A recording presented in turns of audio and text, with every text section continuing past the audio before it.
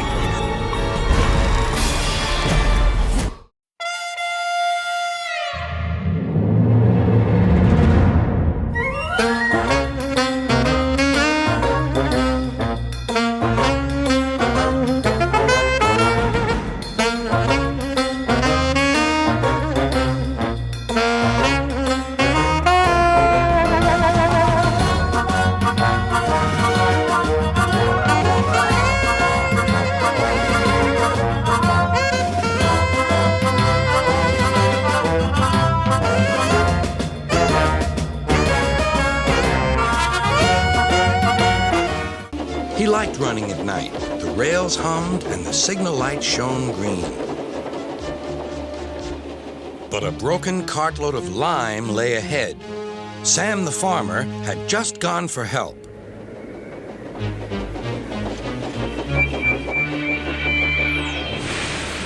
Percy broke the cart to smithereens. Lime flew everywhere. He puffed quickly to the nearest signal box. Then, unknown to Henry, the gates mysteriously closed by themselves, and the signal went red. The freight cars had seen everything, and they were spooked. "Faster, faster! There's a ghost about!" "Stop, stop!" yelled Henry. A mysterious figure watched Henry go by. Ahead was a landslide blocking the line. Henry braked hard, but the freight cars hit some of the rubble and plunged into the ravine.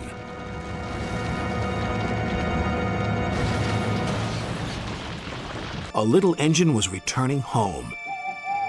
It was a misty, moonlit night. Suddenly, the engine lost control and plunged over the side into the swamps below.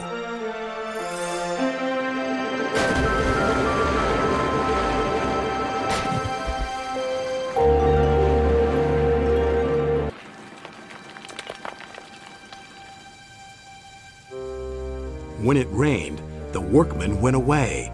Rusty gazed up and shivered. Above stood Boulder. Suddenly, a large slab of rock landed on the rails. Rusty was shocked. Driver was concerned. "We'd best leave till the weather's better. The rain loosened some of this rock." "I think it's Boulder wanting us to go away."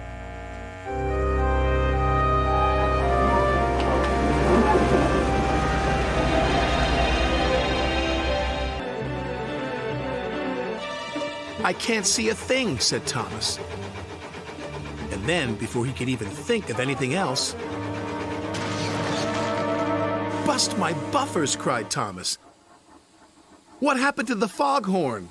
Thomas was so busy looking for ghosts, he didn't watch where he was going.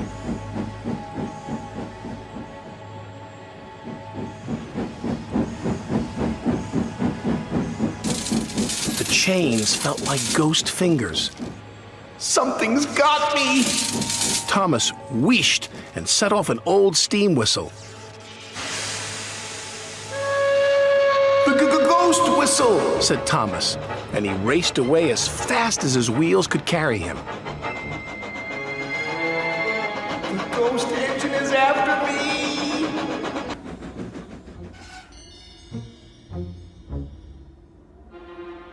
Suddenly, he saw something.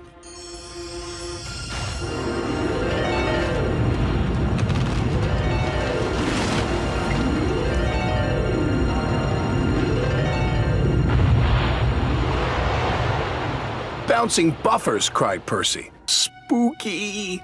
stammered Percy. Suddenly, another building at the old mine sank into the ground.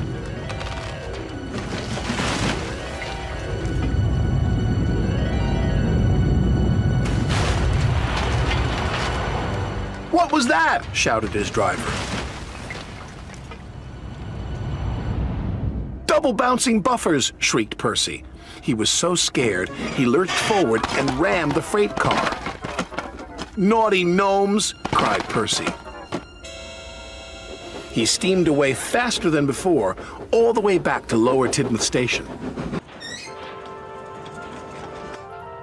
Sir Topham Hatt held Clarabelle's door open when... A mouse! Alicia Body screamed. And she screamed, and she screamed, and she screamed. She screamed so loud and so long that windows broke all over town. Definitely a coloratura, said Gordon. Trees had fallen across the line. Donald and Douglas stopped just in time. Then, suddenly, there was a loud crash. The brake van had been hit by a landslide and come off the rails. They were stuck. Emily was turning round, ready to shunt some trucks. A great whoosh of sparks lit up the shed. "Burst my buffers!" cried Emily. Emily was scared. She didn't notice the huge white tarpaulin. It fell, covering her from funnel to footplate. "The ghost! It's got me!" She steamed away as fast as her pistons could pump. Thomas thought Emily was the ghost, and he raced out of the smelting shed. "The ghost is after me!" cried Thomas. Harry and Bert thought Emily was the ghost too, and they raced away. Thomas was right behind them, and Emily was right behind Thomas.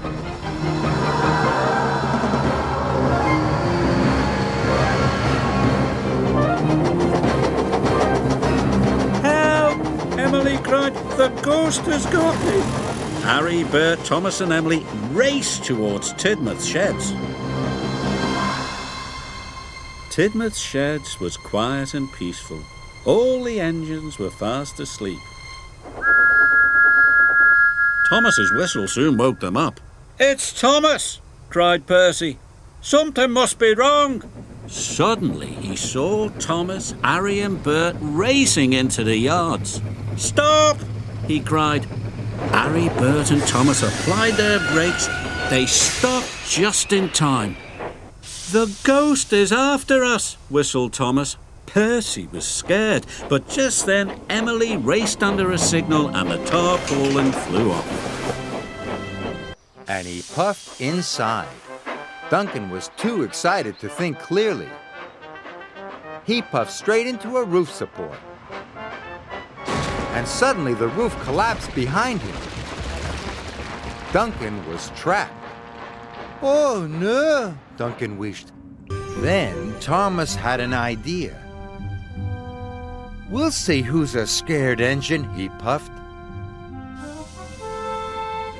Thomas biffed the freight cars out of the way and rolled up under the chute himself. When Thomas puffed out the other side, he was covered from dome to buffer in pure white flour. "Whoa!" he said spookily. "It's the ghost engine!" cried Diesel. "It's come to get me!" Then Percy gasped. Fizzling fireboxes! There it is! It's tall like a tower. And very scary. Edward pumped his pistols, and with a whir of his wheels, he whooshed forward, straight into Rocky. Rocky was surprised. He dropped an oil drum right onto Edward's coal sacks. Coal dust flew everywhere. Edward, what are you doing? Percy stopped. Bubbling boilers. There it is. It's turning and twisting. It's the monster. Oh me, oh my, I'm gone. Toby rang his bell loud and long. Suddenly, a magnet dropped onto Toby's poles, and with a clang and a clatter, dropped them onto the tracks. Oh, Toby! You scared me! His driver and fireman had to jump clear. Stephen had rolled right off the track and fallen into the dry moat. Well, that wasn't very clever now, was it?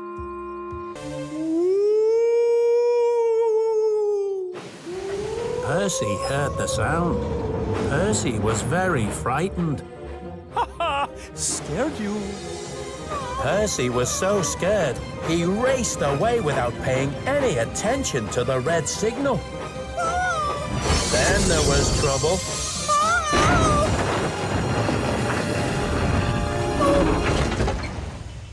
Hello, Percy.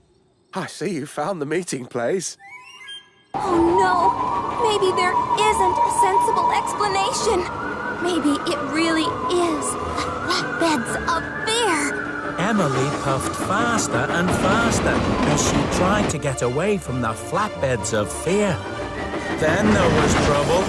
Emily took a turn too fast. The pipes came loose and rolled off the flatbeds. Bubbling boilers! At least I can't hear the flatbeds of fear anymore. They must have gone away after another engine. Oh.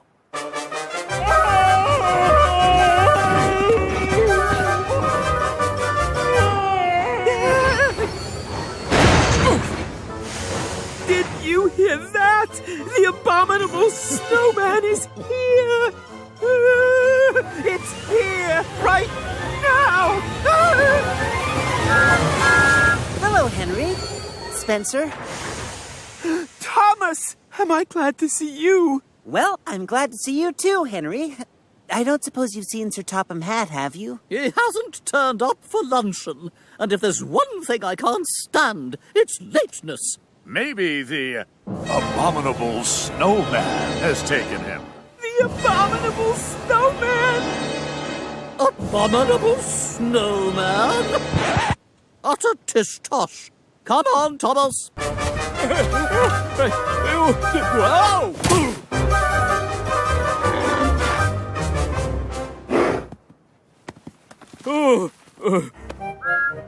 Oh, Thomas! I'm over here!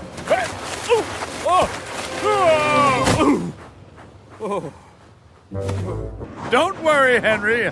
I'm not frightened of the... Spencer! What is it? What's wrong?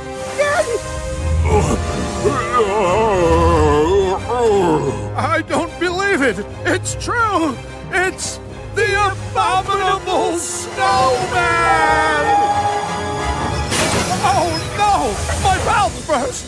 I'm stranded! Oh, Henry! Please! I can't get away! Henry wanted to run away from the abominable snowman, but he didn't want to leave Spencer on his own. Henry thought his boiler would burst with fright. But he had to protect his friend. Oh, and think of the shiny face of Sir Topham Hatt as he eats his Christmas pud. Diesel? Ghosts aren't real! Ghosts aren't real! Ghosts aren't real! Ghosts aren't real! Diesel was in such a hurry that he didn't see the damaged tracks where Paxton had come off the rails.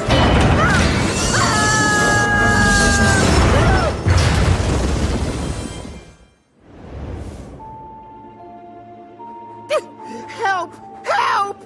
Help! Help! Thomas? Is that you? Have you come to help me? Sorry, Diesel, but I'm far too busy. It's nearly morning, and I have lots of jobs to do. Today is the Earl's grand Christmas lunch. Thomas? Wait!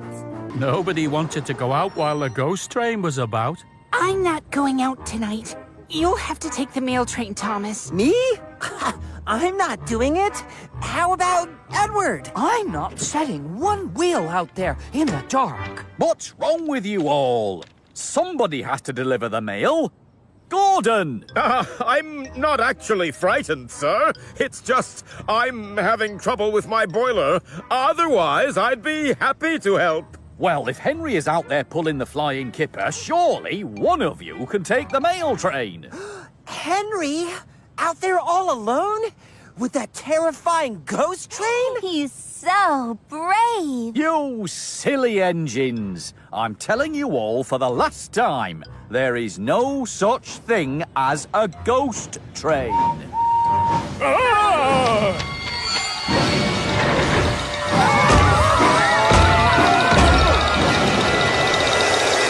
Only me. We all got told off by Sir Topham Hatt because of you. Where is Sir Topham Hatt?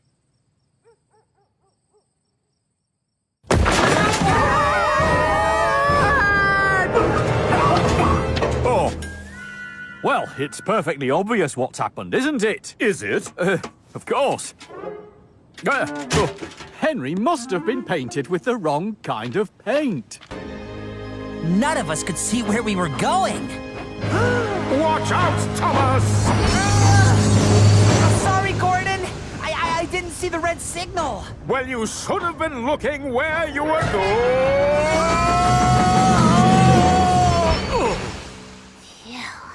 Look out! Sorry. And then there was trouble. What was that? Fireworks! Fireworks! No, Samson, those aren't fireworks. They're fog detonators.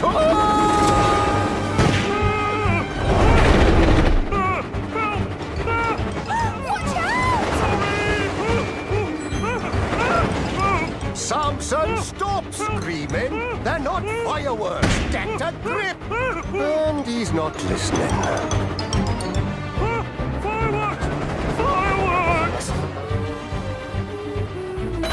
Excuse me, what are you playing at? This isn't a shunting yard.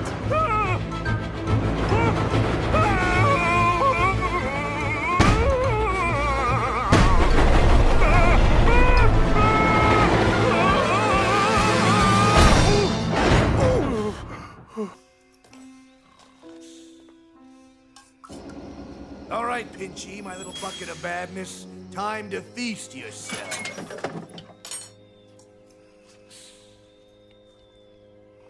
Now that's better.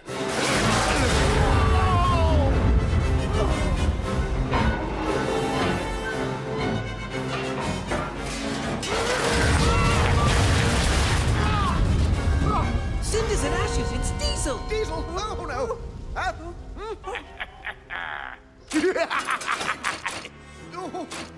Hello, Twinkle Toes. I got a plan, and you're not in it. You can't catch me, Diesel.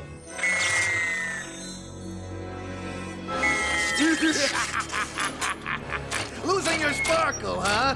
What perfect timing. I've got to delay him. I've got to distract him.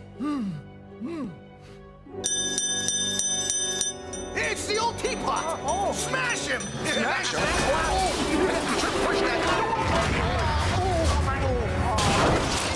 Pinchy, get back here!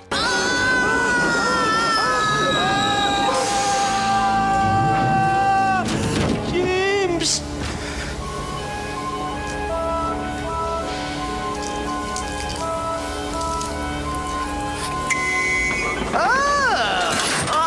So you've lost your sparkle too, huh? Bye-bye, Twinkle Toes.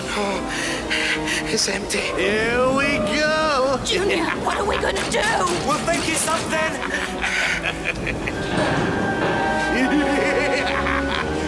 That's it. I'll find you some more, Lily. I promise. If I'm going to be any help at all, it's now or never. I've got to use up the rest of this stuff. Are you ready? No, we're not. James the Brains, get us out of here. Now we are. What the? I do need to be careful. Huh? Footprints? What could have made footprints as big as... Look out! Whoa!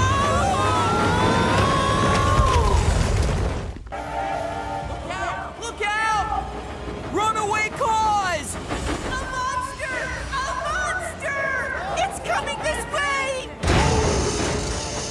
It's the monster from the clay pits! Huh? The monster! Ah!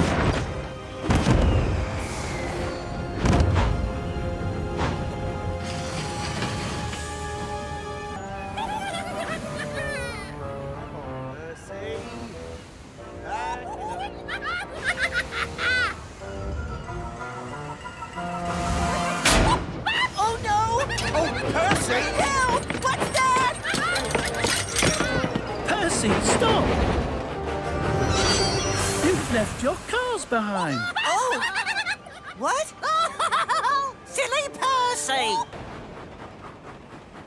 Giant footprints? Huh, I wonder where...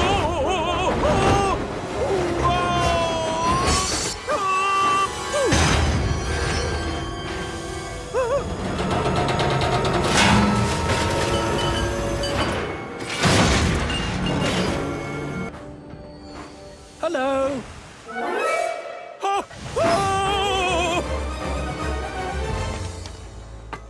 Not again.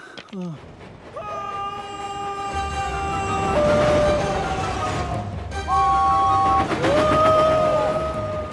James was so frightened that he missed the red signal, hit the points, came off the rails, and ended up in a pond.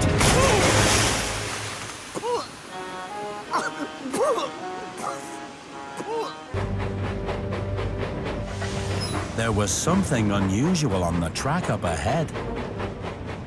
Something big. It wasn't a haystack or a clothesline. It could only be one thing.